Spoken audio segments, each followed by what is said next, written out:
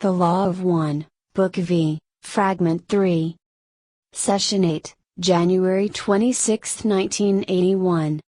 Jim, early in the Ra contact we received answers to our questions which fell into a controversial portion of our third density illusion.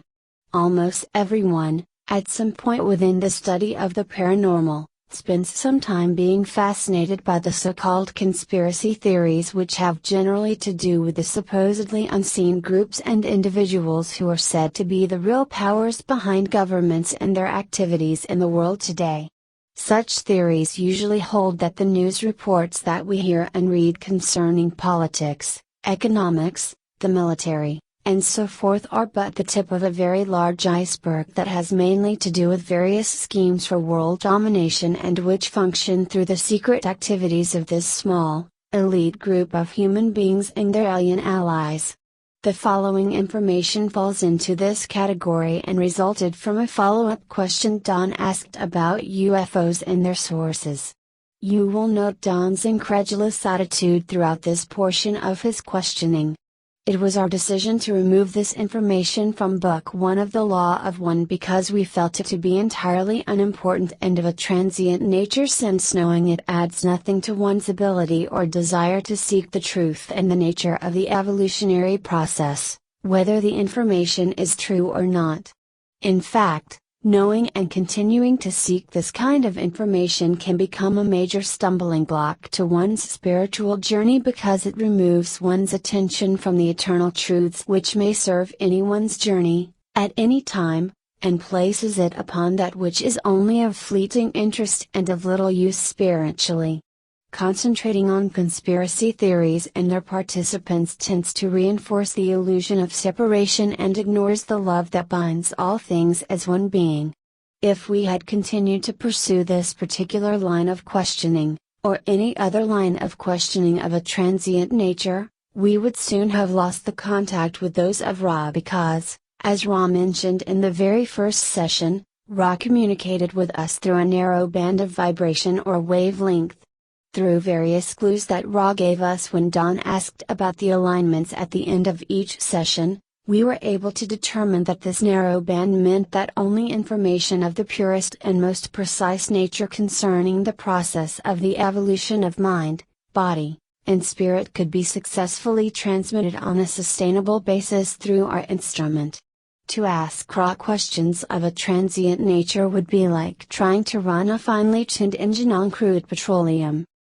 Many groups become fascinated with transient information of a specific, mundane nature and have their information polluted by negative entities who gradually replace the positive entities that began their contact. Pursuing information of this kind is like moving the dial on your radio so that you end up with another station altogether from the one with which you began. This change in desire for the kind of information that the group seeks from its contact is a signal to that contact that what it has to offer is no longer desired, and the law of free will requires that only hints of this detuning process be given to the group so that all choices that the group makes are totally a product of its free will. When a group continues to seek the transient information, the positive contact gives hints here and there that such information is not of importance, but when the group persists in seeking this kind of information, the positive contact, in order to observe the free will of the group, must slowly withdraw and is then eventually replaced by a negative contact which is only too happy to give this kind of information, but with less desire for accuracy and with maximal desire to remove the group from the ranks of those who serve others. When the group has been discredited by false information, such as dates of future disasters which are publicized by the group and then do not occur, then the negative entities have been successful in removing the power of the group's light and have gathered it for themselves. We still feel that this information is totally unimportant, and the only reason that we include it now is to show how easy it is for a group to get off the track, shall we say, and to lose the focus of desire for that which is important and that with which the group began, the desire to serve others by gathering information which may aid in the evolution of mind, body, and spirit. 10,000 years from now it will not matter one whit who did what to whom on this tiny speck of whirling dust. All that will matter is that love may be found at any time in every person and particle of the one creation, or any illusion thereof.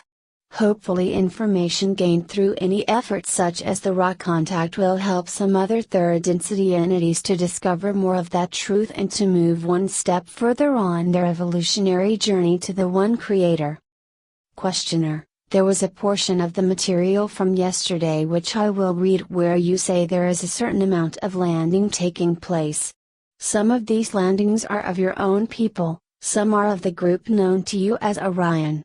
My first question is, what did you mean that some of the landings are of your peoples? Ra: I am Ra.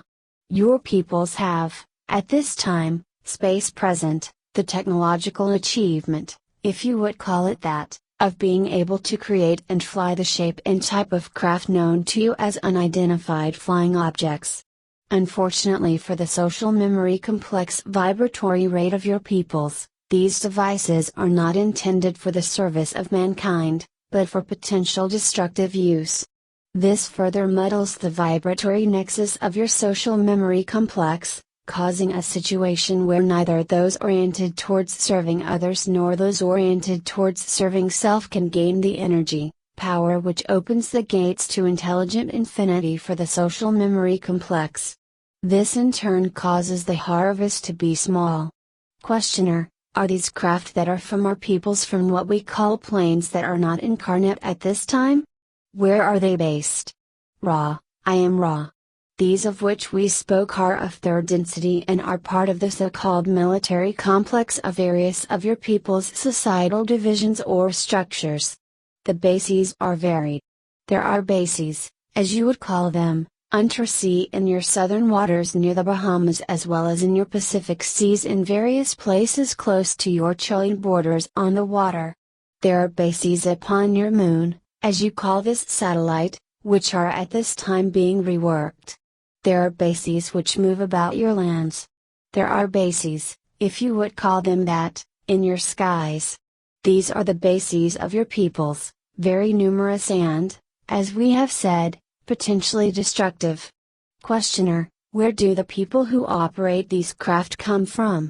Are they affiliated with any nation on Earth? What is their source?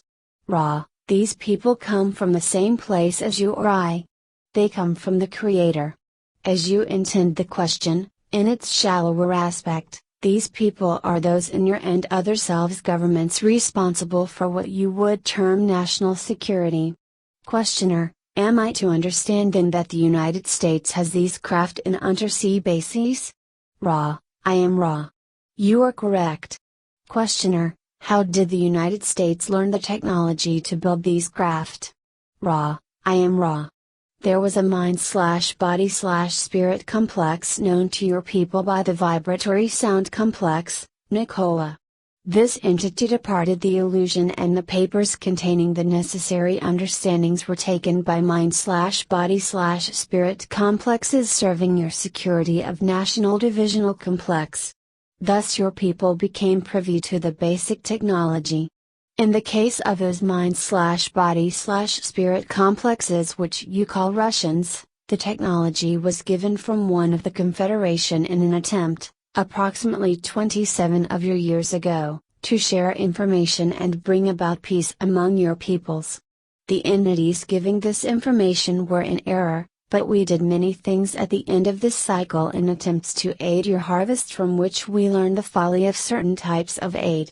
That is a contributing factor to our more cautious approach at this date, even as the need is power upon power greater, and your people's call is greater and greater. Questioner: I'm puzzled by these craft which have undersea bases. Is this technology sufficient to overshadow all other armaments? Do we have the ability to just fly in these craft or are they just craft for transport? What is the basic mechanism of their power source? It's really hard to believe is what I'm saying. Ra: I am Ra. The craft are perhaps misnamed in some instances. It would be more appropriate to consider them as weaponry. The energy used is that of the field of electromagnetic energy which polarizes the Earth's sphere. The weaponry is of two basic kinds, that which is called by your people's psychotronic and that which is called by your people's particle beam. The amount of destruction which is contained in this technology is considerable, and the weapons have been used in many cases to alter weather patterns and to enhance the vibratory change which engulfs your planet at this time. Questioner: how have they been able to keep this a secret? Why aren't these craft in use for transport? Ra: the governments of each of your societal division illusions desire to refrain from publicity so that the surprise may be retained in case of hostile action from what your peoples call enemies. Questioner: how many of these craft does the United States have? Ra: I am Ra. The United States has 573 at this time.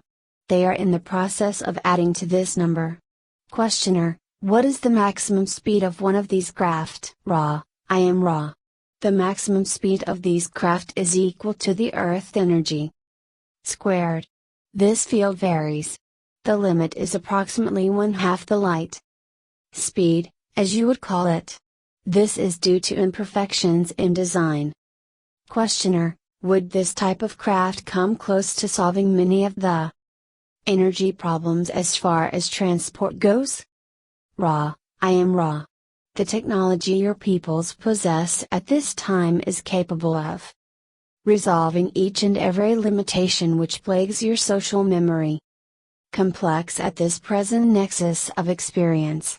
However, the concerns of some of your beings with distortions towards what you would call powerful energy cause these solutions to be withheld until the solutions are so needed that those with the distortion can then become further distorted in the direction of power. Questioner: you also said that some of the landings at this time were of the Orion Group. Why did the Orion Group land here? What is their purpose? Ra: I am Ra. Their purpose is conquest, unlike those of the Confederation, who wait for the calling. The so-called Orion Group calls itself to conquest. Questioner: specifically, what do they do when they land? Ra: there are two types of landings. In the first, entities among your peoples are taken on their craft and programmed for future use. There are 2 or 3 levels of programming. First, the level that will be discovered by those who do research. Second, a triggering program. Third, a second and most deep triggering program crystallizing the entity, thereby rendering it lifeless and useful as a kind of beacon. This is a form of landing. The second form is that of landing beneath the Earth's crust, which is entered from water. Again, in the general area of your South American and Caribbean areas and close to the so-called Northern Pole. The bases of these people are underground. Questioner: the most startling information that you have given me, which I must admit that I'm having difficulty believing, is that the United States has 573 craft of the type which you described. How many people of United States designation are aware of these craft, including those who operate them? Ra: I am Ra.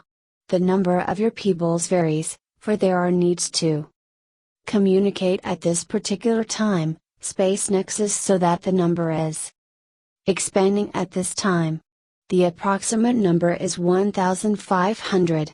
It is only approximate, for as your illusory time, space continuum moves from present to present at this nexus, many are learning. Questioner: where are these craft constructed? Ra: these craft are constructed one by one in 2 locations, in the desert or arid regions of your so-called New Mexico and in the desert or arid regions of your so-called Mexico, both installations being under the ground. Questioner: am I to believe that the United States actually has a manufacturing plant in Mexico? Ra: I am Ra. I spoke thusly.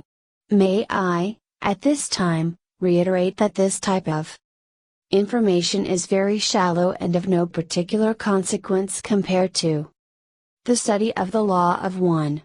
However, we carefully watch these developments in hopes that your peoples are able to be harvested in peace. Questioner: I am totally aware that this line of questioning is of totally no consequence at all, but this particular information is so startling to me that it makes me question your validity on this. Up until this point I was in agreement with everything you had said. This is very startling to me. It just does not seem possible to me that this secret could have been kept for 27 years, and that we are operating these craft. I apologize for my attitude, but I thought that I would be very honest. It is unbelievable to me that we would operate a plant in Mexico, outside of the United States, to build these craft. Maybe I'm mistaken.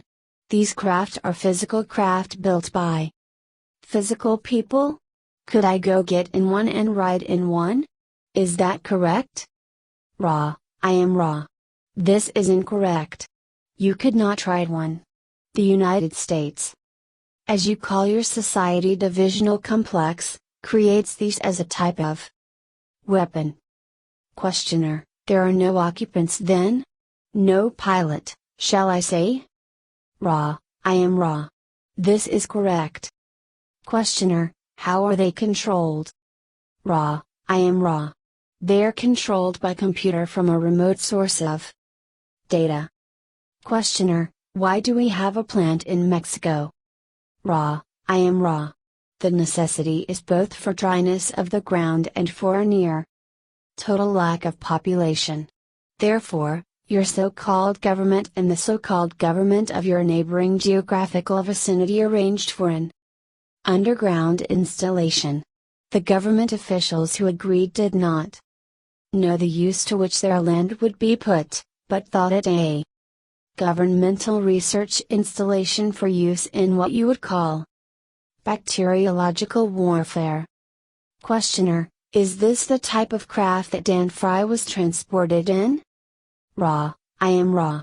The one known as Daniel was, in thought form, transported by Confederation thought form vehicular illusion in order to give this mind/body/spirit complex data so that we might see how this type of contact aided your people in the uncovering of the intelligent infinity behind the illusion of limits. Questioner: the reason that I have questioned you so much and so carefully about the craft which you say the United States government operates is that if we include this in the book it will create numerous problems. It is something that I am considering leaving out of the book entirely, or I am going to have to question you in considerable detail about it. It's difficult to even question in this area, but I would like to ask a few more questions about it with the possible option of leaving it in the book. What is the diameter of the craft which the United States has? Ra: I am Ra. I suggest that this be the last question for this session. We will speak as you deem fit in further sessions, asking you to be guided by your own discernment only. The approximate diameter, given several model changes, is 23 of your feet, as you measure. Session 9, January 27, 1981. Jim: none of us was ever greatly interested in previous incarnational experiences. Again, it's easy to lose the focus on the present moments. Opportunities for growth if one becomes overly interested in one's lives. Before this one, the one query of this nature that we did ask of Ra elicited an answer that seemed to support our lack of interest in past lives. Carla: I do personally believe that we incarnate many times, and that we fashion, through these cycles of manifestation, complex and meaningful relationships that root deeply within our beings. When Don and I met, he has said he knew for certain that we would be together. Since what immediately thereafter ensued for me was a 4-year marriage to a fellow who wished not to be married. I once praised him for not having told me this home truth right then, in 1962, and saved me that difficult 4 years. What? And have you missed all that good catalyst? He said. Both Donald and Jim had a loving and generous regard of me that is amazing. Unless one introduces the concept of previous connections, I have no doubt that we have served together before, in other lives and other times. An interesting bit of possible past history was expressed years ago to Jim in a psychic reading. It was suggested that in the American Great Plains frontier of the 19th century, Don and Jim were brothers living together as farmers. I was Jim's child, Don's nephew, and I lived only to the age of 5, being sickly from birth. This was suggested as being preparation for their taking care of me in this life, as I dealt with disability, limitation and especially psychic reading during the time of the raw contact. It rings true at some level with me. However, I also feel that we do not need to know anything of our past associations in order to learn and serve together at this present moment. We have all we need to meet the present moment. The rest is just details. Questioner: is it possible for you to tell us anything about our past experiences, our past incarnations before this incarnation? Ra: I am Ra. It is possible. However, such information as this is carefully guarded by your mind/body/spirit being totality so that your present space, time experiences will be undiluted. Let us scan for harmless material for your beingness. I am, in the distortion of desire for your freedom from preconception, able to speak only generally. There have been several times when this group worked and dwelt together. The relationships varied. There is balanced karma, as you call it, each thus teacher of each. The work has involved healing, understanding the uses of the earth energy, and work in native civilizations which called just as your sphere has done, and we have come. This ends the material which we consider harmless. Session 12, January 28, 1981. Jim: in the first paragraph of the next section one can see how easy it is for even the most serious of seekers occasionally to lose the proper attitude for finding the heart of the evolutionary process, properly attuning one's being. For efficient seeking has far less to do with what one does than with how one does it and how one balances it or seats it within one's being with meditation and contemplation. Without the balance of the meditative attitude, the mind tends to become distracted by the mundane repetition of events, and one's lessons tend to orbit the periphery of one's being without becoming seated in the center of the being, there to provide a deeper grasp of the nature of this illusion and a sense of how to navigate one's self through it in a more harmonious fashion. We also see in Ra's next response that it is imperative that all such navigational movements of one's being be a product of one's free will choices, never to be abridged by any other being. That point is echoed again in Ra's response to Don's query about the metaphysical implications of attempting to lock a man in black in one's closet, an opportunity that we never had. Incidentally, this is another good example of a line of questioning veering off into transient and unimportant information. Note how Ra ends Session 12 in Book I, also titled The Raw Material, with hints at the correct alignment and proper orientation of the Bible, candle, censer and water are somewhat askew. It took us 12 sessions to determine that Ra was not actually speaking of the physical placement of the Bible and so forth, but Ra was giving us a hint that our metaphysical alignment was off. Our line of questioning was misplaced from the heart of the evolutionary process. Since our contact with Ra was narrow band, that meant that Ra could not long respond to questions which were off the target. If we had allowed these distortions to remain over a long period of time, the contact would have been impaired and eventually we would have lost the contact. The last portion of this session deals with the concept of what is called the wanderers and their frequently shared characteristics of exhibiting physical ailments such as allergies and personality disorders, which, in the deeper sense, seem to be a reaction against this planet's vibrational frequency. This is apparently a side effect that is due to such entities having another planetary influence in a higher density as their home vibration. They incarnate on this third density planet in order to be of service in whatever way is possible to help the population of this planet to become more aware of the evolutionary process and to move in harmony with it. These wanderers go through the same forgetting process that every other third density being who incarnates here goes through, and they become completely the third density being, even as they slowly begin to remember why it is that they have been born here. Apparently, about 1 in every 70 people on Earth is of such an origin. It almost seems to be in vogue now to say that one is from this or that planet, this or that higher density, and that one is really this or that exalted being come down to Earth to be a great teacher. It is embarrassing to us to see such a magnificent opportunity for rendering a humble service cheap into a game of who has the most spiritual sergeant's stripes.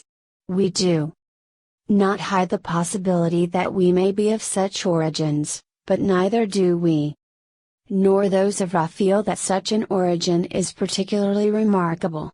As Don used to say, you've got to be somewhere doing something. You might as well be here doing this. Carla, I think one thing to keep in mind, if we are wanderers from elsewhere, is that we came here for a reason, to serve at this time right here in this very shadow world of Earth's third density. Yes, we suffer the results of trying to live in a vibratory range that is difficult for us, and yes, we somehow remember a better way to live. With this in mind, it becomes clearer that our main mission here is simply to live, to breathe the air and to let the love within us flow. Just the simple living of an everyday life is sacramental when the person is living with that consciousness of all is love humming its tune beneath our words and thoughts.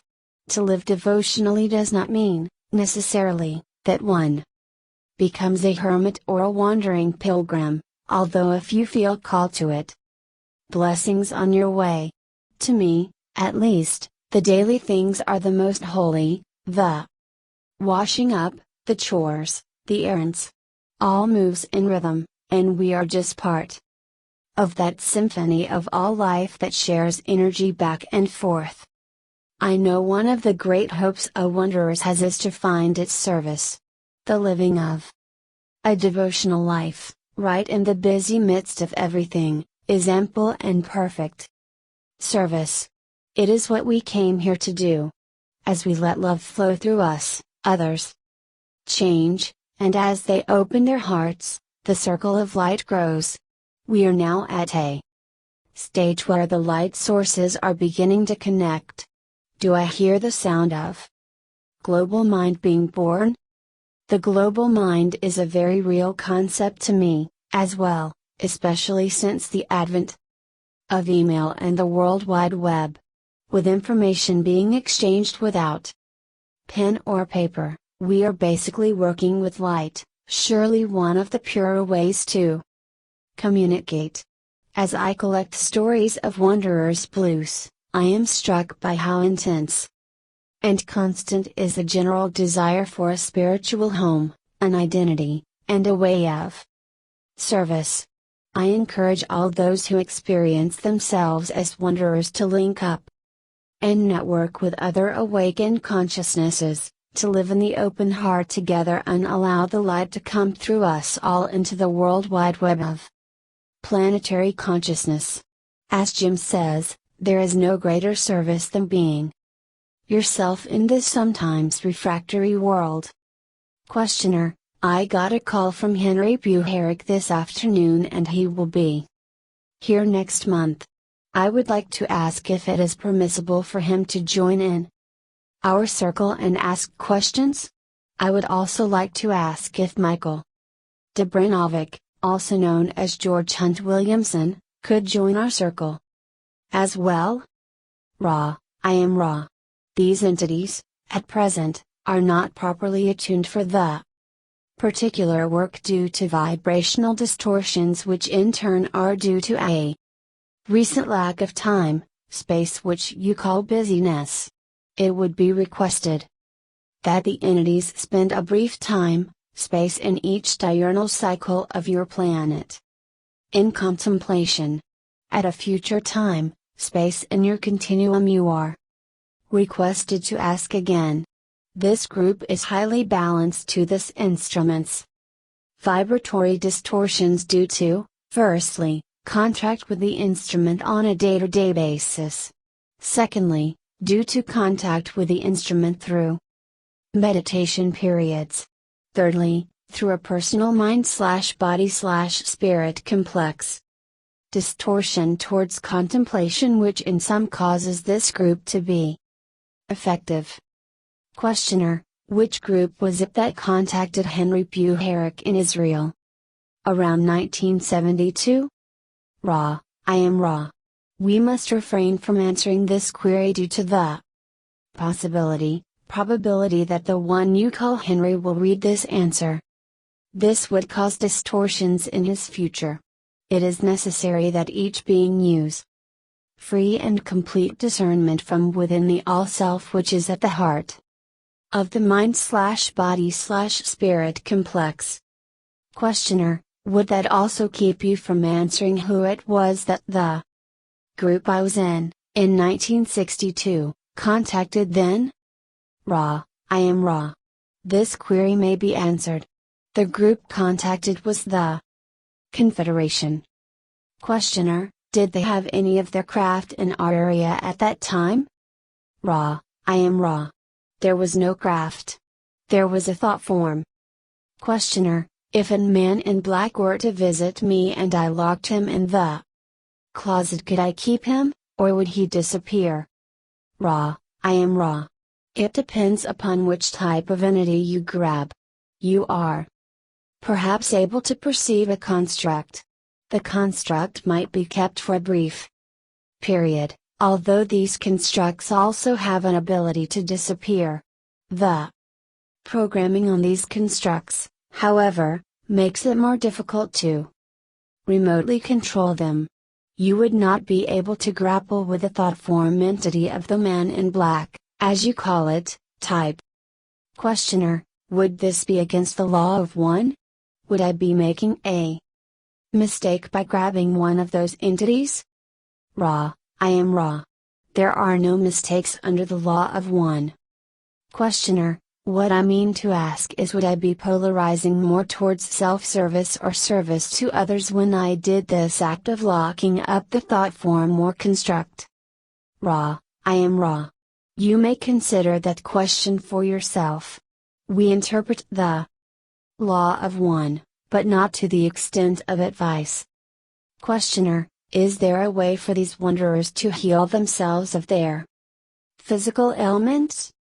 Ra, I am Ra. This will be the last complete question of this time, space. The self-healing distortion is effected through realization of the intelligent infinity resting within. This is blocked in some way in these who are not perfectly balanced in bodily complexes. The blockage varies from entity to entity. It requires the conscious awareness of the spiritual nature of reality. if you will, and the corresponding pourings of this reality into the individual mind/body/spirit complex for healing to take place. Is there a short question before we close this session? Questioner, is it possible for you to tell us if any of the three of us are wanderers? Ra, I am Ra. In scanning each of the mind/body/spirit complexes present, we find an already complete sureness of this occurrence and, therefore, find no harm in recapitulating this occurrence. Each of those present are sick wanderers pursuing a mission, if you will,